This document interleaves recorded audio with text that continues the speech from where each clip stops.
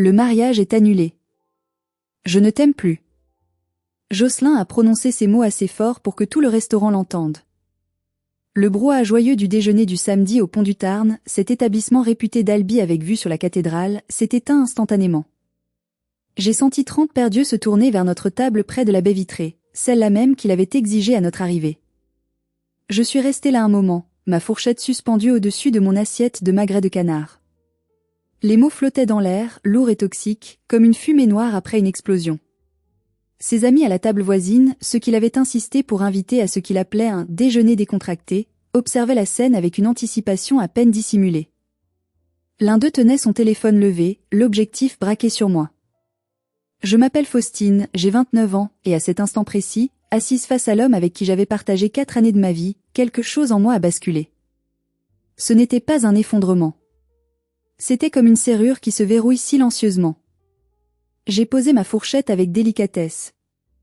Jocelyn me fixait avec une expression que j'avais déjà vue, mais jamais vraiment décryptée jusqu'à cet instant, un mélange de satisfaction sadique et d'attente fébrile. Il ressemblait à un enfant cruel attendant de voir ce qui se passe quand on arrache les ailes d'un papillon. Il attendait mes larmes. Il attendait mes cris. Il attendait le spectacle. Avant de vous raconter comment j'ai transformé ce moment d'humiliation publique en la plus grande victoire de ma vie, j'aimerais vous poser une petite question. J'adore savoir d'où vous écoutez mes histoires. Dites-moi en commentaire depuis quelle ville ou quel pays vous me regardez, et quelle heure il est chez vous. C'est toujours fascinant de voir à quel point notre communauté est grande. Revenons à ce moment suspendu dans le temps. Merci pour ta franchise, ai-je dit, surprise par la stabilité de ma propre voix. Ses sourcils se sont légèrement froncés. Ce n'était pas la réaction qu'il avait prévue dans son scénario mental. J'ai porté la main à mon annulaire gauche et j'ai lentement retiré la bague de fiançailles. C'était un bijou qu'il m'avait offert lors du dîner d'anniversaire de sa mère, en s'assurant que tout le monde regardait, là aussi. Je l'ai glissé dans la poche de ma veste. Tu sais quoi, ai-je continué, sentant un calme étrange et froid m'envahir, comme une armure de glace. Je pense que je vais organiser une fête pour célébrer ça. Une fête de l'échappée belle. L'un de ses amis, Bastien, a pouffé de rire, suivi par quelques autres. Le sourire en coin de Jocelyn s'est accentué. Il appréciait cela. J'ai réalisé à cet instant précis qu'il avait chorégraphié ce moment, choisi ce décor, invité ses témoins, tout cela uniquement pour me voir m'effondrer en public. Il voulait briser mon image, me faire passer pour la femme hystérique qu'il décrivait sans doute en privé. Mais je ne me suis pas effondrée. Une fête de l'échappée belle, ai-je répété, plus pour moi-même que pour quiconque. Oui, je pense que c'est exactement ce qu'il faut. Les rires à la table de ses amis se sont tus lorsqu'ils ont remarqué que mes yeux étaient secs. Je ne haussais pas la voix. Je ne faisais pas de scandale. Je ne jouais pas le rôle que Jocelyn m'avait attribué. Au lieu de cela, j'ai pris mon verre d'eau et j'ai bu une gorgée lente, délibérée. Faustine, a dit Jocelyn, sa voix portant maintenant une pointe d'irritation. Tu as entendu ce que j'ai dit ? Je t'ai parfaitement entendu, ai-je répondu en le regardant droit dans les yeux. Tu ne m'aimes plus. Le mariage est annulé. Je crois t'avoir déjà remercié pour ton honnêteté. Sa mâchoire s'est contractée. Les muscles de son cou se tendaient. Cela ne se passait pas comme prévu. J'ai sorti mon portefeuille de mon sac à main et j'ai posé suffisamment d'argent sur la table pour couvrir ma part du repas, plus un pourboire généreux pour la serveuse, qui allait probablement avoir une histoire incroyable à raconter après son service. Je dois dire, Jocelyn, que tu as choisi un sacré cadre pour cette annonce, ai-je dit en me levant et en rassemblant mes affaires. Un restaurant bondé un samedi midi. Tes amis opportunément présents pour être témoins de tout. Très théâtral. Son visage a légèrement rougi. Je pensais que tu méritais la vérité. Et je l'ai eue, ai-je dit simplement. Plus de vérité que tu ne voulais probablement m'en donner. J'ai regardé ses amis, qui échangeaient maintenant des regards mal à l'aise. L'amusement avait quitté leur visage, remplacé par quelque chose qui ressemblait presque à de la confusion. Messieurs, ai-je dit en leur faisant un signe de tête. Merci d'être là aujourd'hui. Votre présence a été illuminante. En me dirigeant vers la sortie, je pouvais sentir le poids de chaque regard dans ce restaurant. Mais au lieu de la honte ou de l'humiliation, je ressentais autre chose. de la clarté. 4 ans. J'avais donné à Jocelyn 4 ans de ma vie. Et en un moment soigneusement orchestré, il m'avait montré exactement qui il était. Pas accidentellement, pas sous le coup de l'émotion, mais délibérément. Il avait planifié cette exécution publique de notre relation comme un homme planifie une campagne marketing. L'air frais d'Albi m'a frappé le visage et j'ai pris une profonde inspiration. Mes mains ne tremblaient pas. Mes yeux étaient secs. J'ai marché vers ma voiture sur le parking avec des pas mesurés, j'ai déverrouillé la portière et je me suis assise derrière le volant. C'est seulement là, dans l'intimité de mon habitacle, que le tremblement a commencé. Mais je savais une chose, je venais de déclarer la guerre, sans même tirer un seul coup de feu. Et Jocelyn n'avait aucune idée de ce qui l'attendait. J'ai conduit machinalement jusqu'aux berges du Tarn, garant ma petite Peugeot à l'ombre des grands platanes, loin des regards indiscrets. Une fois le moteur coupé, le silence a envahi l'habitacle, et avec lui, la réalité brutale de ce qui venait de se passer m'a percuté de plein fouet. J'ai posé mon front sur le volant, et les larmes, que j'avais si fièrement retenues devant Jocelyn et sa cour, ont finalement jailli. Ce n'étaient pas des larmes de regret, mais des larmes de choc, violentes et incontrôlables. Je me suis revue 4 ans plus tôt, quand j'avais rencontré Jocelyn. J'étais une jeune spécialiste en restauration du patrimoine, passionnée par les vieilles pierres et l'histoire. Lui, directeur marketing pour une grande maison de spiritueux, semblait être tout ce que je n'étais pas, confiant, mondain, brillant. Il m'avait séduite avec une attention qui semblait presque trop belle pour être vraie. Mais très vite, les critiques subtiles avaient commencé. « Tu vas vraiment porter ça pour le dîner avec mes clients ? C'est un peu provincial, non ? Ton travail est noble, Faustine, mais c'est un peu poussiéreux. Tu ne comprends pas le monde des affaires. » Peu à peu, j'avais changé. J'avais lissé mes cheveux bouclés parce qu'il les trouvait désordonnés. J'avais cessé de parler de mes chantiers de restauration parce qu'il bâillait ostensiblement. Je m'étais rétrécie pour tenir dans la petite boîte qu'il avait conçue pour moi. J'avais cru que c'était ça, l'amour, faire des compromis. Mais assise dans ma voiture, je réalisais que je n'avais pas fait de compromis, j'avais fait des sacrifices. J'avais sacrifié mon essence pour nourrir son ego. Mon téléphone a vibré. C'était Colline, ma meilleure amie, avocate spécialisée en droit de la famille. Elle était la seule que Jocelyn n'avait jamais réussi à écarter, probablement parce qu'il craignait son intelligence acérée. J'ai vu la story Instagram de ce crétin de Bastien, a-t-elle dit sans préambule dès que j'ai décroché. Il a posté une photo de leur table avec la légende « Le roi est célibataire ». Dis-moi que tu es parti.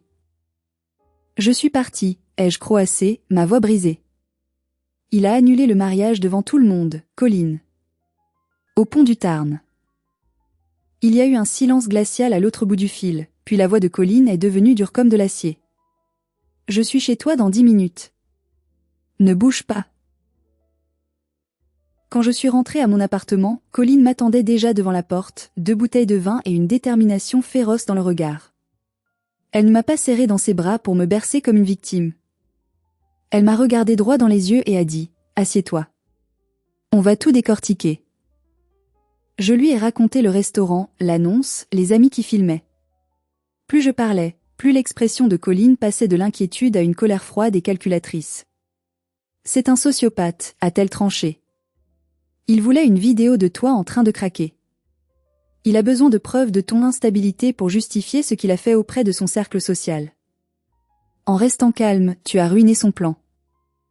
C'est là que j'ai eu une révélation douloureuse. J'avais souvent excusé le comportement de Jocelyn en me disant qu'il était juste stressé, ou maladroit. Mais Colline avait raison. La cruauté n'était pas un accident, c'était l'objectif. Je me tourne vers vous un instant. Avez-vous déjà vécu une situation où quelqu'un a essayé de vous faire passer pour le méchant ou la folle, simplement parce que vous avez réagi à leur manque de respect ? Comment avez-vous géré ça ?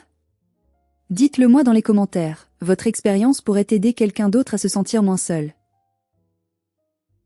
Il continue de m'écrire, ai-je dit en montrant mon écran à Colline. Les messages de Jocelyn s'accumulaient. Faustine, ce silence est immature. Réponds-moi. Je n'ai pas fait ça pour te blesser, mais tu dois comprendre que tes crises de jalousie étaient invivables. Les gens me demandent ce qui s'est passé. Tu dois m'aider à expliquer ça correctement. Ne réponds pas, a ordonné Colline. Pas un mot. Le silence est ta plus grande force pour l'instant. Il panique parce qu'il perd le contrôle du récit. Mais on a besoin de savoir ce qu'il prépare d'autre. Tu as toujours accès à ses comptes? J'ai levé les yeux vers elle. On a un ordinateur portable commun pour la planification du mariage. Il est dans le bureau. Je suis toujours connecté à sa session. Colline a souri, un sourire de requin. Alors, allons voir ce que le roi célibataire cache dans son château numérique. Nous sommes allés dans le bureau. J'ai ouvert l'ordinateur. L'économiseur d'écran était encore une photo de nous deux, heureux, lors d'un voyage à Nice.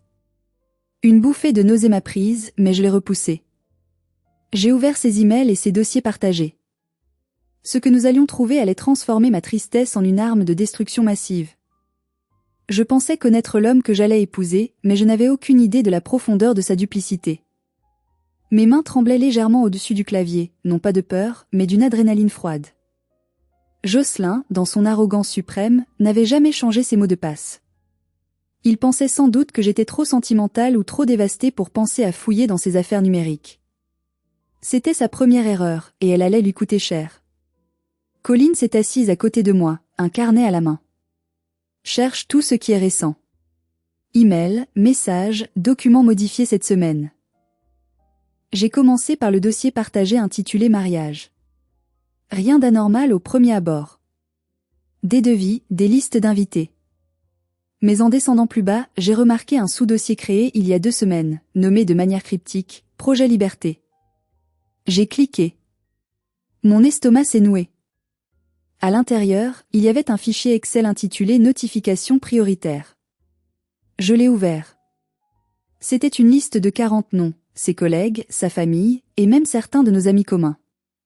À côté de chaque nom, une note, mise à jour rupture. Envoyée immédiatement. Regarde ça, a murmuré Colline, pointant l'écran du doigt. Il y avait un brouillon de messages préécrits. Comme certains d'entre vous ont pu le voir, j'ai pris la décision difficile de mettre fin à mes fiançailles avec Faustine. Ce n'était pas facile, mais je ne pouvais pas construire un avenir avec quelqu'un dont l'instabilité émotionnelle devenait dangereuse pour mon équilibre. Merci de respecter ma vie privée. L'instabilité émotionnelle. Ai-je répété, la voix blanche. Il a préparé sa défense avant même de commettre le crime. Mais ce n'était que la partie émergée de l'iceberg. En fouillant dans ses emails récents, j'ai trouvé une confirmation de vol pour Air France. Un voyage aux Seychelles, départ le lundi suivant le jour où notre mariage aurait dû avoir lieu. C'était censé être notre lune de miel. Sauf que le nom sur le 2e billet n'était pas Faustine. Le billet avait été modifié il y a 3 jours. Le nom inscrit était Océane. Océane, a demandé Colline. La stagiaire? Celle qui avait 22 ans l'an dernier? Elle en a 24 maintenant, ai-je répondu, un souvenir amer remontant à la surface. Je me rappelais comment Jocelyn avait ri quand je lui avais dit que je trouvais Océane un peu trop familière lors de la soirée de Noël de l'entreprise. Tu es paranoïaque, Faustine. C'est une gamine, je suis son mentor.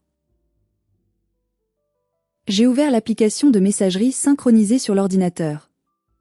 J'ai tapé Océane dans la barre de recherche. Des centaines de messages ont défilé. Ils remontaient à 6 mois.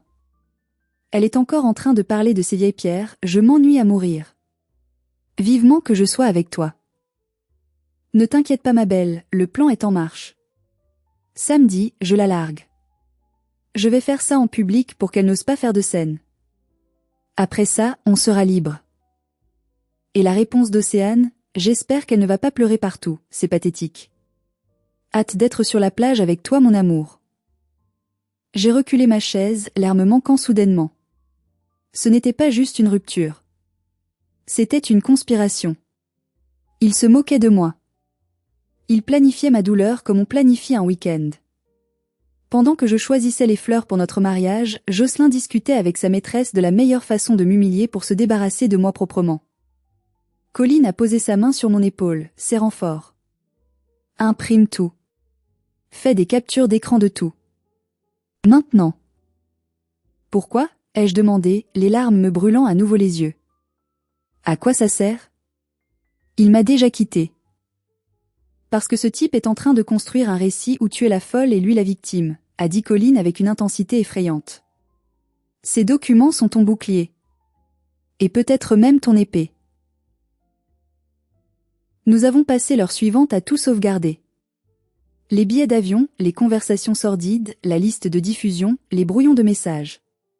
Chaque clic de souris était comme un coup de poignard, mais aussi une étape vers la lucidité. Je voyais enfin Jocelyn tel qu'il était, un manipulateur narcissique, incapable d'empathie, qui voyait les gens comme des objets à utiliser ou à jeter. Quand nous avons fini, j'ai refermé l'ordinateur. Je me sentais vide, mais d'un vide propre, comme une maison après un grand nettoyage de printemps. Et maintenant, ai-je demandé. Maintenant, a dit Colin en se versant un verre de vin. On attend le prochain mouvement de l'ennemi. Et crois-moi, avec la famille qu'il a, ça ne va pas tarder. Comme pour répondre à sa prédiction, mon téléphone a sonné. L'écran affichait Mireille. La mère de Jocelyn. L'heure des comptes avait sonné, mais pas ce qu'ils imaginaient. Je n'ai pas décroché tout de suite. J'ai regardé le nom de Mireille clignoter sur l'écran comme un signal d'alarme. Mireille, la mère qui avait élevé Jocelyn comme un petit prince, celle qui m'avait toujours fait sentir que j'étais une invitée tolérée dans leur famille royale de province. Mets le haut-parleur, a chuchoté Colin. J'ai pris une profonde inspiration et j'ai appuyé sur le bouton vert. Faustine. La voix de Mireille était stridente, dénuée de toute chaleur maternelle. Jocelyn vient de m'appeler. Il est bouleversé. Qu'est-ce que tu as encore fait? J'ai failli rire. C'était tellement prévisible. Dans le monde de Mireille, son fils ne pouvait jamais être fautif. Bonjour Mireille, ai-je dit calmement. Je crois que vous avez mal compris la situation. C'est Jocelyn qui a annulé le mariage. Devant tout le monde. Oh, arrête avec tes exagérations, a-t-elle coupé. Il m'a dit qu'il essayait juste d'avoir une conversation sérieuse sur ton comportement possessif, et que tu as fait une scène dramatique en jetant ta bague. Tu sais à quel point il est sensible. Tu l'as humilié devant ses amis. J'ai échangé un regard incrédule avec Colin. La réécriture de l'histoire avait déjà commencé, et elle était rapide. Jocelyn avait transformé son agression publique en acte de victimisation. Il t'a dit qu'il avait invité ses amis pour filmer la rupture, ai-je demandé. Il avait besoin de soutien, a rétorqué Mireille. Il a peur de tes réactions, Faustine. Tout le monde sait que tu n'es pas stable ces derniers temps. Avec ton travail poussiéreux, tu es toujours fatigué, toujours sur les nerfs. Mon fils mérite une femme qui le soutient, pas une charge. Chaque mot était une gifle. Mais curieusement, ça ne faisait plus mal. C'était comme observer des spécimens d'insectes sous un microscope. Je voyais les mécanismes de leur toxicité, le déni, le blâme, la projection. Écoutez, Mireille, ai-je dit, ma voix devenant glaciale. Votre fils a été très clair. Il ne m'aime plus. Le mariage est annulé. Je respecte sa décision. Tu ne vas pas t'en tirer comme ça, a sifflé Mireille. On a versé des acomptes. La famille a une réputation. Tu vas l'appeler, tu vas t'excuser, et vous allez arranger ça. Je ne laisserai pas un caprice de petite fille gâcher l'événement de l'année. Ce n'est plus mon problème, Mireille. Demandez à Jocelyn de vous expliquer ses projets de liberté. Au revoir. J'ai raccroché avant qu'elle ne puisse répondre. À peine avais-je posé le téléphone qu'une notification Facebook est apparue. C'était Astrid, la sœur cadette de Jocelyn. Elle venait de publier un statut public, me taguant directement. Tellement triste de voir mon frère souffrir à cause d'une personne manipulatrice et sans cœur. Certains visages d'anges cachent des démons. Heureusement que la vérité finit toujours par éclater. Courage grand frère, on est tous avec toi. Hashtag relation toxique, hashtag libération, les commentaires commençaient déjà à affluer. Des tantes, des cousins, des amis de la famille, tous exprimant leur soutien à ce pauvre Jocelyn et leur dégoût pour moi. Astrid, la singe volant, Flying Monkey, parfaite, faisait le sale boulot pour que son frère puisse garder les mains propres. Ils sont en train de t'encercler, a analysé Colin en lisant le post. Ils veulent t'isoler socialement pour que tu reviennes en rampant ou que tu disparaisses dans la honte. C'est une stratégie militaire. La colère a commencé à monter en moi, chaude et vibrante. pas la colère impuissante des larmes, mais une colère juste. J'avais passé 4 ans à essayer de plaire à ces gens. J'avais écouté Mireille critiquer ma cuisine, ma famille, mes choix de vie. J'avais supporté les piques jalouses d'Astrid. J'avais tout accepté par amour pour Jocelyn. Et voilà comment il me remerciait? En essayant de me détruire publiquement? Je ne vais pas disparaître, ai-je murmuré. Et je ne vais certainement pas ramper. Colline a souri. C'est ce que je voulais entendre. Alors, qu'est-ce qu'on fait? On publie les preuves maintenant? J'ai réfléchi. Si je publiais tout maintenant, cela ressemblerait à une guerre de boue sur Internet. Je passerais pour la femme vindicative, exactement comme il le voulait. Il me fallait quelque chose de plus élégant. De plus définitif. Non, ai-je dit. Pas sur Facebook. C'est trop vulgaire. Ils aiment le spectacle? Ils aiment les événements mondains? On va leur en donner un. Je me suis souvenu de l'acompte de 4000 € que j'avais versé au château de la Berbie pour la réception. Un acompte non remboursable. La date est toujours réservée, ai-je dit lentement, une idée folle prenant forme dans mon esprit. Le traiteur est payé pour moitié. Le lieu est à nous pour le samedi soir dans 3 semaines. Tu ne penses quand même pas, a commencé Colline, les yeux écarquillés. Si, ai-je coupé. Jocelyn a annulé le mariage. Mais il n'a pas annulé la fête. Il voulait une narrow escape, une échappée belle? Je vais lui montrer ce que c'est qu'une véritable célébration de la liberté. Le plan était risqué. Il était audacieux. Mais face à une famille qui voulait m'enterrer, je n'avais plus rien à perdre. Les jours suivants ont été un enfer feutré. Albi est une petite ville. Tout le monde se connaît, ou connaît quelqu'un qui vous connaît. La machine à rumeurs lancée par Jocelyn et sa famille tournait à plein régime. Le lundi matin, en arrivant à mon bureau au service du patrimoine, j'ai senti l'atmosphère lourde. Ma collègue, Valérie, d'habitude si bavarde, a évité mon regard près de la machine à café. Mon patron m'a convoqué en fin de matinée. Faustine, a-t-il commencé, l'air gêné, triturant un stylo. J'ai entendu dire que tu traversais une période difficile personnellement. Je voulais juste m'assurer que ça n'allait pas impacter le projet de restauration de la cathédrale. On a besoin de gens stables sur ce dossier. Jocelyn avait donc touché à mon travail. C'était une ligne rouge. Je vais très bien, monsieur, ai-je répondu fermement. Ma vie privée reste privée, et mes compétences professionnelles sont intactes. En sortant de son bureau, j'ai vérifié mon téléphone. Une amie commune m'avait transféré une vidéo qui circulait sur WhatsApp. C'était un montage grossier fait par l'un des amis de Jocelyn. On y voyait une séquence filmée au restaurant ce fameux samedi. L'angle était trompeur. On me voyait tenir mon couteau à viande, le visage fermé, pendant que Jocelyn parlait. La légende disait, quand ta folle d'ex pense à te poignarder parce que tu veux rompre. J'ai eu chaud. C'était grotesque. J'étais simplement en train de manger quand il a commencé à parler. Mais hors contexte, avec mon expression figée par le choc, je pouvais effectivement passer pour menaçante. Il est en train de détruire ma réputation, ai-je dit à Colline ce soir-là. Il veut que je sois virée. Il veut que personne ne me croie. C'est la technique de la terre brûlée, a expliqué Colline. Il a peur que tu parles. Alors il discrédite le témoin avant le procès. Si tu dis la vérité plus tard, les gens penseront que c'est juste la vengeance d'une femme dangereuse. J'ai senti une bouffée de panique. Est-ce que mon plan était trop lent? Est-ce que je devais riposter maintenant? Non, a dit Colline, lisant dans mes pensées. Si tu réagis maintenant, tu valides sa thèse de l'hystérie. Tu dois rester de marbre. Laisse-le croire qu'il a gagné. Laisse-le penser que tu es terré chez toi, en train de pleurer. Jocelyn, enhardi par mon silence, est devenu plus audacieux. Il a commencé à s'afficher en ville. On l'a vu déjeuner avec Océane, la présentant comme une collègue qui le soutient dans cette épreuve. Quelle blague! Il testait les os, voyant jusqu'où il pouvait aller dans l'indécence. Mais il y avait une faille dans son armure.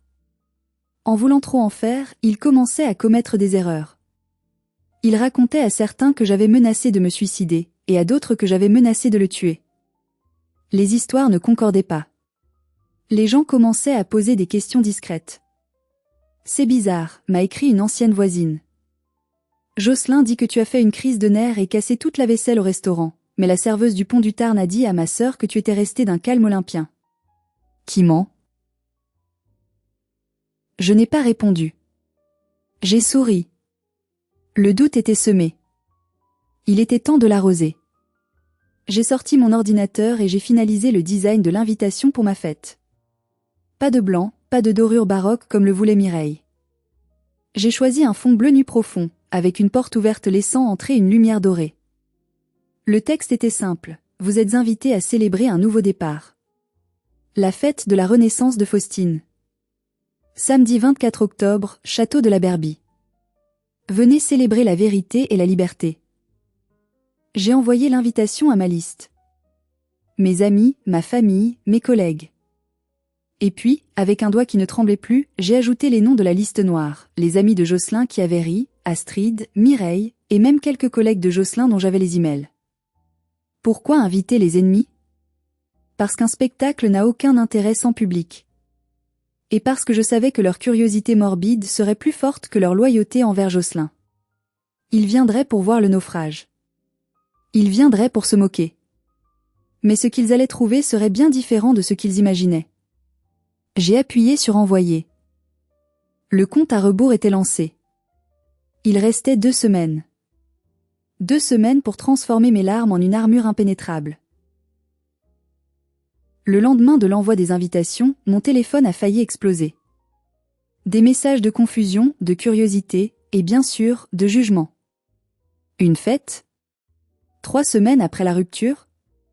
C'est de mauvais goût, non? Faustine, tu es sûre que c'est une bonne idée?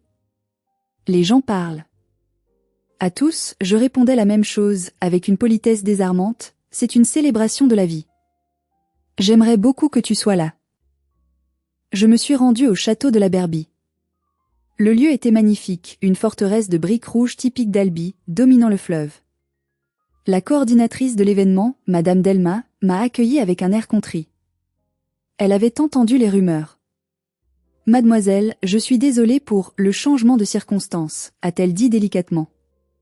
Nous pouvons annuler le traiteur, mais comme vous le savez, la compte?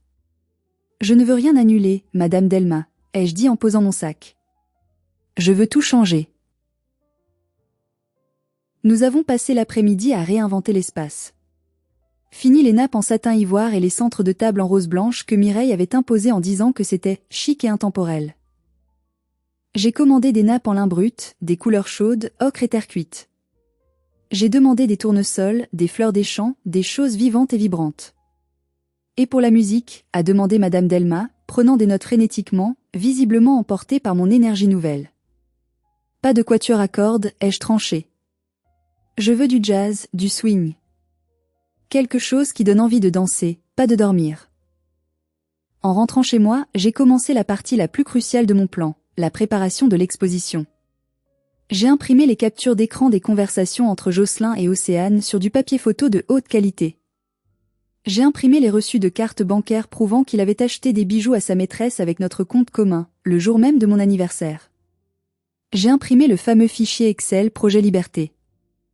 Je n'allais pas les afficher sur les murs comme une forcenée. Non, cela manquerait de classe. J'ai acheté un magnifique album photo en cuir, du genre qu'on utilise pour les photos de mariage. J'ai soigneusement disposé les preuves à l'intérieur, chronologiquement, en les intercalant avec des photos de moi toute seule durant ces 4 années, souriante mais les yeux tristes. C'était un livre d'histoire, l'histoire d'une Dupri. Je l'ai intitulé sobrement sur la couverture, La vérité derrière le masque. Colline est passée me voir le soir pour m'aider. En voyant l'album, elle a sifflé d'admiration. C'est brutal, a-t-elle dit. C'est une œuvre d'art de vengeance. Tu vas le mettre où? Sur une table à l'entrée, à côté du livre d'or, ai-je répondu. Les gens penseront que c'est un album souvenir. Ils l'ouvriront par curiosité. Et la vérité se répandra comme une traînée de poudre, de convive en convive, sans que j'aie à dire un mot. Cependant, un doute me rongeait. Est-ce que j'allais trop loin? Étais-je en train de devenir aussi manipulatrice que lui? J'ai repensé à la vidéo du couteau. J'ai repensé au sourire suffisant d'Océane dans ses messages. J'ai repensé à ma mère, décédée quand j'étais jeune, qui m'avait toujours dit « Ne laisse jamais personne te marcher dessus, Faustine. La gentillesse n'est pas de la faiblesse. » Non, ce n'était pas de la manipulation. C'était de la justice. Ils avaient utilisé le mensonge public pour me détruire. J'allais utiliser la vérité privée pour me libérer. 3 jours avant la fête, j'ai reçu un appel inattendu. C'était le traiteur. Mademoiselle, un certain monsieur Josselin a appelé. Il a essayé d'annuler la commande en disant qu'il payait la facture et qu'il retirait son autorisation. Mon cœur a bondi. Il essayait de saboter la fête. Et qu'avez-vous dit ? Ai-je demandé, la gorge serrée. Je lui ai dit que le contrat est à votre nom seul, mademoiselle, et que c'est votre carte qui a servi pour la compte. Il n'a aucun pouvoir sur cet événement. Il était très mécontent. J'ai remercié le traiteur profusément. Josselin commençait à paniquer. Il réalisait qu'il ne tenait plus les rênes. Il avait l'habitude que je plie à la moindre de ses contrariétés. Cette résistance inédite devait le rendre fou. En raccrochant, j'ai senti un frisson d'anticipation. La bête était blessée. Et une bête blessée est dangereuse. Je savais qu'il ne resterait pas sans rien faire. Il allait tenter quelque chose avant samedi. Je devais être prête. Le vendredi soir, la veille de la fête, je sortais tard de mon bureau. La nuit tombait tôt en octobre, et les rues pavées d'Albi étaient humides et sombres. En me dirigeant vers ma voiture, j'ai vu une silhouette appuyée contre ma portière. La lueur d'un lampadaire a révélé le visage de Josselin. Il avait l'air fatigué, les traits tirés, loin de l'image du Golden Boy triomphant du restaurant. Mais ses yeux brûlaient toujours de cette même arrogance. « On doit parler », a-t-il dit, bloquant l'accès à ma voiture. Je me suis arrêtée à quelques mètres, gardant mes distances. Ma main s'est serrée sur mon téléphone dans ma poche, prête à composer le numéro de Colline ou de la police. « Je t'écoute », ai-je dit froidement. « Tu dois annuler cette fête, Faustine. C'est ridicule. Tout le monde se moque de toi. Il pense que tu as perdu la tête. » Il a essayé de prendre un ton de fausse compassion, celui qu'il utilisait jadis pour me manipuler. « Je dis ça pour toi. Je ne veux pas que tu t'humilies davantage. » J'ai éclaté de rire. Un rire franc, sonore, qui a résonné contre les murs de briques. « Pour moi ? Tu fais ça pour moi ? Comme tu as annulé le mariage devant tes amis pour moi ? Comme tu as raconté que j'étais suicidaire pour moi ? » Il s'est raidi. « Je ne sais pas de quoi tu parles. J'essayais de te protéger de toi-même. Tu es instable, Faustine. Regarde-toi, tu organises une fête de rupture. C'est un comportement de psychopathe. » J'ai fait un pas vers lui, le regardant droit dans les yeux. Je n'avais plus peur. « Ce n'est pas une fête de rupture, Josselin. C'est une fête de vérité. Et c'est ça qui te terrorise, n'est-ce pas ? Tu as peur de ce que je pourrais dire. Personne ne croira tes délires, a-t-il craché, son masque de bienveillance tombant instantanément. Je suis respecté dans cette ville. Ma famille est respectée. Tu n'es rien. Juste une petite restauratrice de pierre que j'ai sortie de l'anonymat. C'était l'insulte de trop. Celle qui confirmait tout ce que je savais déjà. Il ne m'avait jamais aimé, il m'avait possédé. Tu as raison, ai-je dit doucement. Je ne suis personne. Alors pourquoi es-tu là, à m'attendre dans le froid ? Si je ne suis rien, pourquoi as-tu peur ?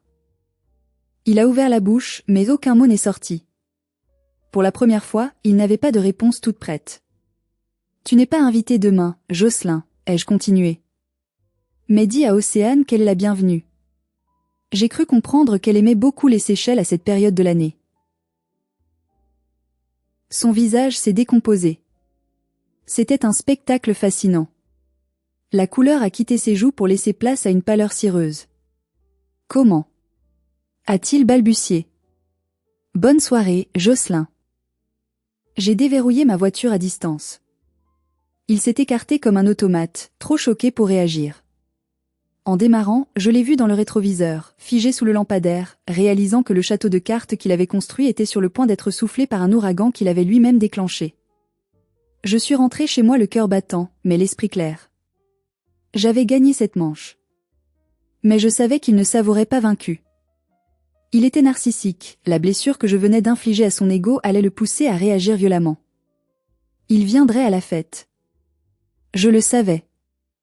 Il ne pourrait pas supporter l'idée que des gens parlent de lui sans qu'il puisse contrôler la narration. J'ai appelé Colin. Il est venu me voir, ai-je dit. Il viendra demain, a-t-elle demandé. C'est certain. Parfait, a répondu Colin. J'ai prévenu la sécurité du château. On les laissera entrer. Il faut qu'il soit là pour sa propre chute. Cette nuit-là, j'ai dormi comme un bébé. Pour la première fois en 4 ans, je ne me demandais pas si j'étais assez bien, assez jolie, assez intelligente. Je savais qui j'étais. J'étais Faustine, et demain, je renaissais. Mais je ne savais pas encore que la soirée allait prendre une tournure encore plus dramatique que prévu.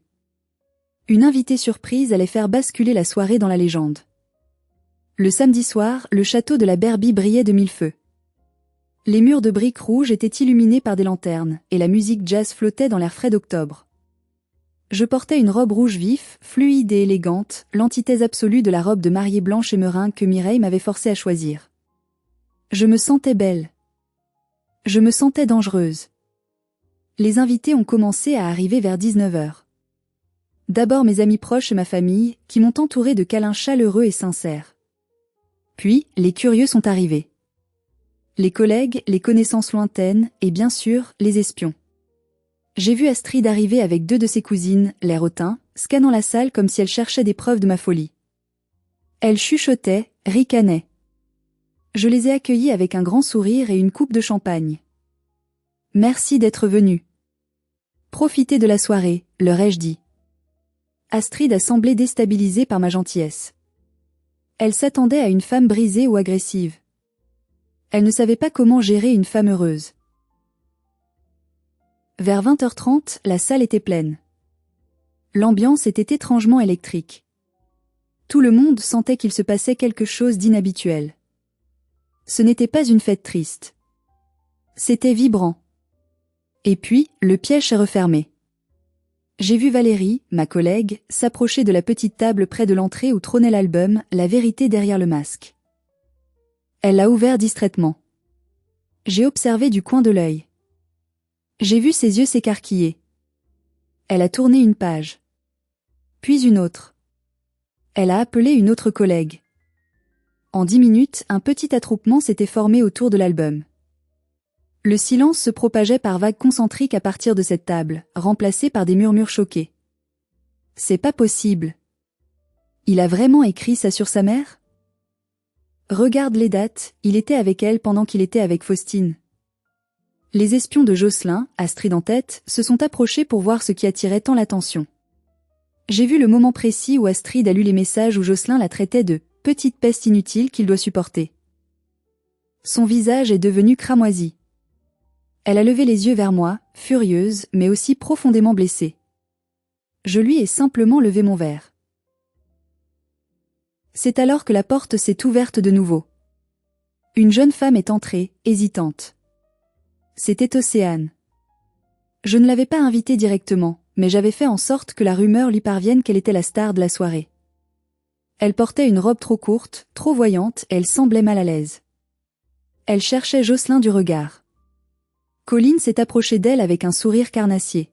« Bonsoir Océane. Jocelyn n'est pas encore là, mais on parlait justement de vous. Venez voir. » Colin l'a guidée vers l'album. La foule s'est écartée comme la mer Rouge. Océane a regardé les pages ouvertes.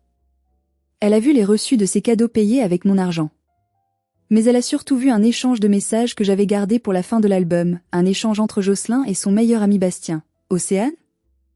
C'est juste un passe-temps. Elle est mignonne mais pas très futée.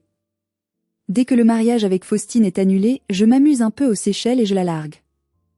Je vise la fille du patron après.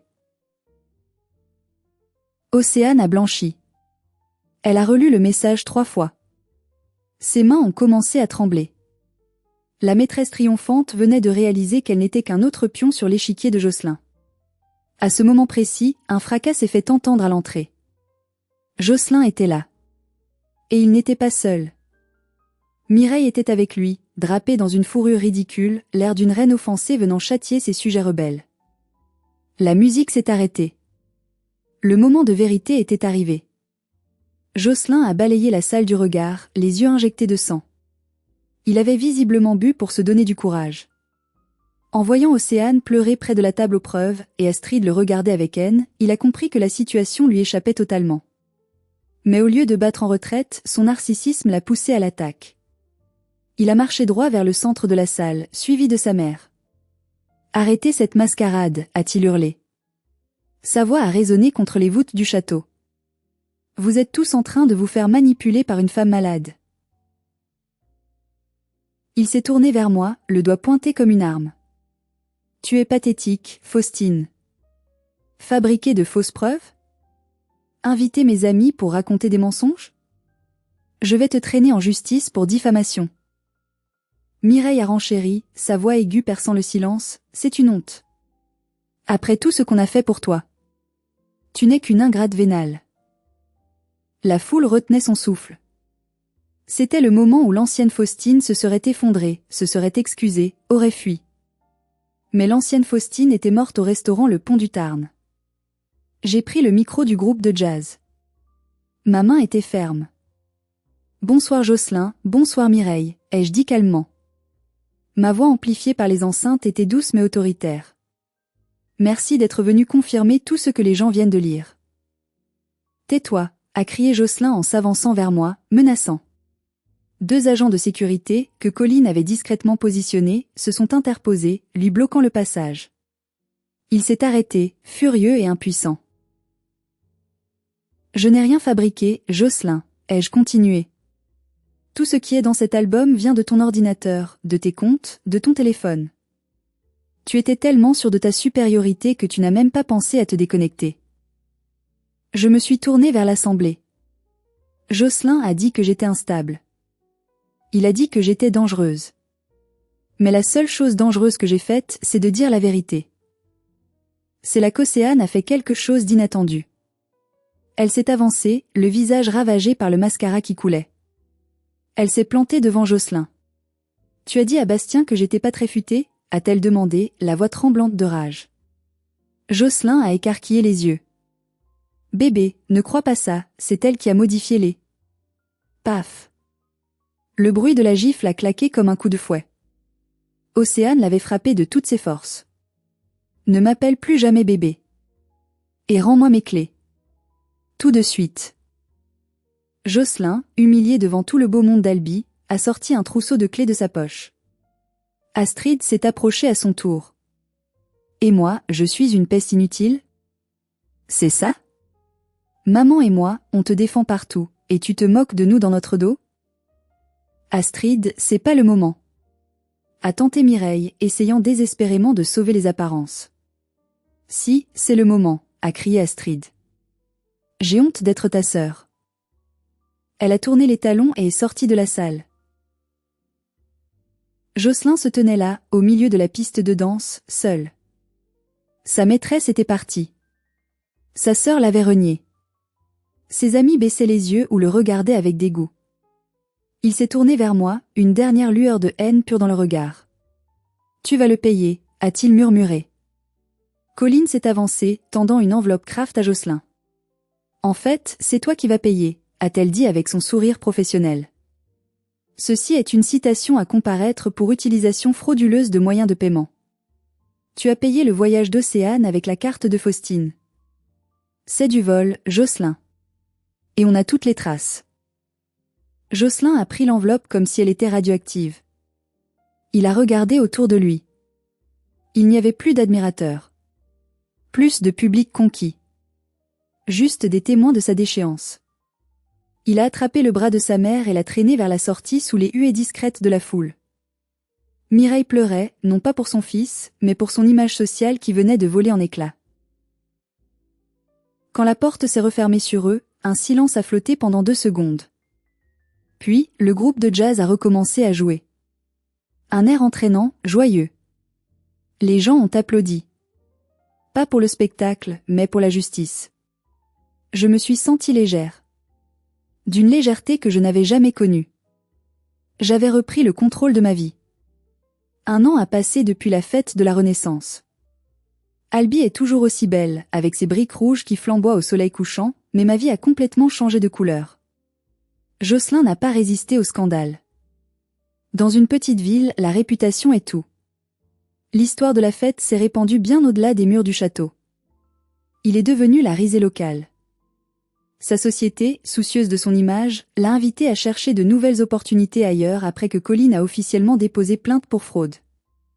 Il a dû rembourser chaque centime qu'il m'avait volé, plus des dommages et intérêts.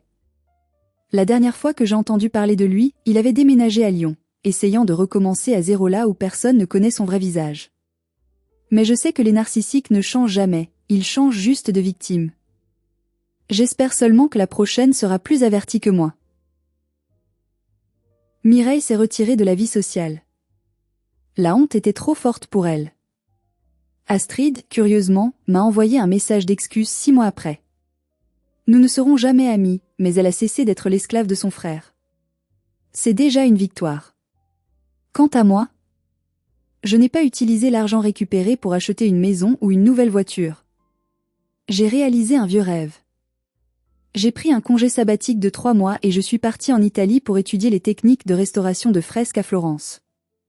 C'était le voyage que Jocelyn refusait toujours de faire parce qu'il trouvait l'Italie trop touristique et cliché. Là-bas, seule avec mes pinceaux et les maîtres de la Renaissance, j'ai compris quelque chose de fondamental. J'avais passé ma vingtaine à essayer d'être la moitié de quelqu'un d'autre. Je pensais que le mariage était l'accomplissement ultime, la preuve que j'avais de la valeur. Mais ma valeur ne dépend pas d'une bague au doigt. Elle dépend de la façon dont je me respecte moi-même. Aujourd'hui, je suis de retour à Albi. J'ai lancé mon propre atelier de restauration. Ça marche bien. Je suis célibataire, et pour la première fois de ma vie, je ne ressens aucun vide. Je suis complète. Parfois, je repasse devant le restaurant Le Pont du Tarn. Je regarde la table près de la fenêtre.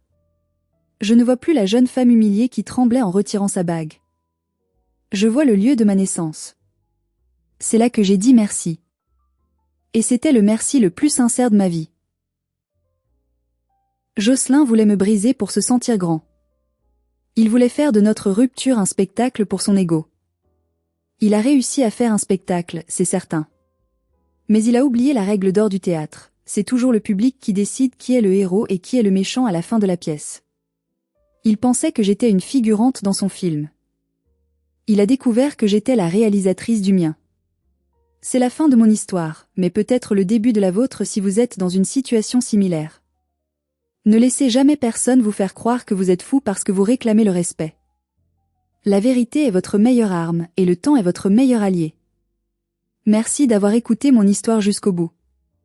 Si vous avez ressenti de la colère, de la joie ou de la libération avec moi, s'il vous plaît, laissez un j'aime sur cette vidéo, ça aide énormément. Et surtout, abonnez-vous pour ne pas rater les prochaines histoires. Dites-moi en commentaire, quelle a été votre plus grande échappée belle dans la vie? J'ai hâte de vous lire. Prenez soin de vous, vous êtes précieux. À bientôt. What? Exactly. I am the god of thunder and the mightiest avenger. I am the god of thunder and the mightiest avenger. I got triple support. We'll never die. Easy win right here. Watch. Oh, no, they're changing. No. No. Let's throw. I'm honestly so down to just Vote No, kick. it's changing. just, Changing just again. one singular person. I They was ruined the exiled mood. from Asgard. Vote kick, vote kick. Now I would lay down my If only you life could. to save You can't do that in this shit? Nah, that sucks. Oh, sorry, I just tried kicking the ball. I hopped on my other monitor and I tried to click the kick the ball. Are you not? I'm the fist of conscience. What? Ah, of the Aeneid, the Egyptian pantheon. I was never fond of him. Tauret, however. What if we throw basketball? The battle starts in 5, You know what? I gotta play into the act. Do it again. All you need to do is capture the mission area. Alright guys, let's play. Oh my god. I'm not healing you. What? Uh, Fat. she's so hard to play. Wait. How does he already have his ult? What? We really? It's been like Hey. 30. It's been 30 seconds.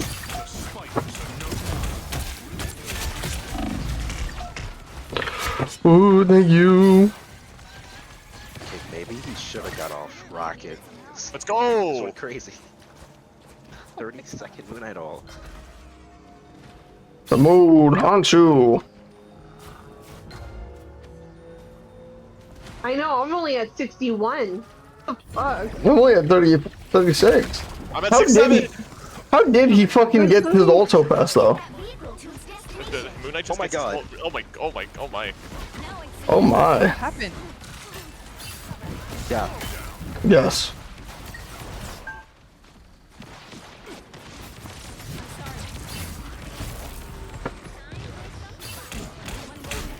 I am fucking with that guy. Where am I?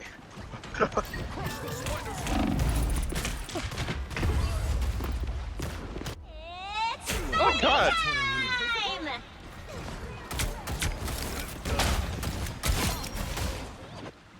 I am Fuck that Thor stupid shark. Odinson, God of Thunder. Got you covered. Yeah. Be nice to that spider. Not gonna kill me.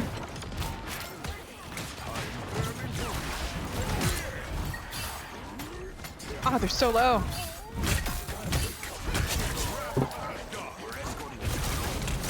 You gotta jump down to die. Told you. Guys, I'm going off! I'm trying to help. Yeah, kill that stupid shark again. No. You're halfway there. I want you to know I'm clicking, okay. I'm clicking A right now. Okay. It works.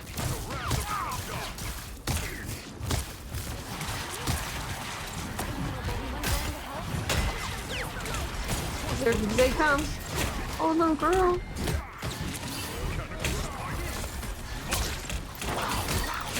Oh. I got fucked. Babe. No! Damn. Let me out! Let me out! Double kill. You just got clobbered. It's clobbering time. Yeah. Stay I in don't know what bed. I've been trying to look at the squadron so.